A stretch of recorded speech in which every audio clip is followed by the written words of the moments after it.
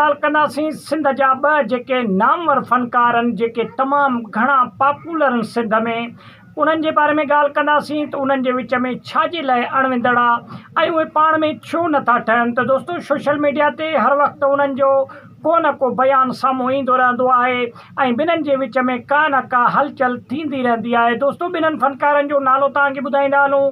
सभ खां पहिरें आहे शमन अली मीराली, जेको सिंध जो हिकु बहितरीनु फ़नकार आहे। ऐं उन खां अलावा ॿिए नंबर ते आहे मुमताज़ मौलाई, लेकिन हालांकि हिन वक़्तु सिंध में ऐं पूरे पाकिस्तान में तमामु घणो ॿुधंदड़ जेको शख़्स आहे ऐं जेको फ़नकार आहे उहो आहे मुमताज़ मौलाई। लेकिन शमन अली मीराली तमामु घणी मुमताज़ मौलाई ते तनक़ीद कंदो रहंदो आहे। दोस्तो, शमन अली मीरालीअ जे बारे में खोड़ सारियूं मुख़्तलिफ़ राय आहिनि सोशल मीडिया ते।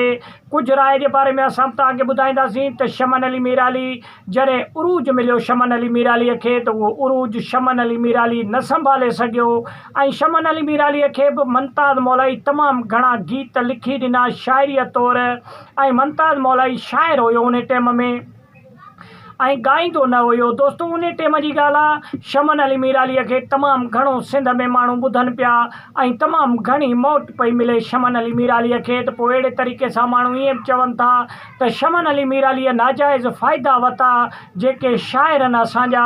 मुमताज़ मौलाई शाइर थियो ऐं ॿ टे ॿिया बि शाइर आहिनि जिन्हनि सां तमामु घणी जेको आहे शमन अली मीरालीअ जी अणविंदड़ रहंदी हुई। शमन अली मीराली ईअं माण्हू चवनि था त तमामु घणे फ़ुख़ुर में पइजी वियो हो ऐं तमामु घणी उन खे इज़त ऐं मोट मिली सिंध वासियुनि ॾिनी।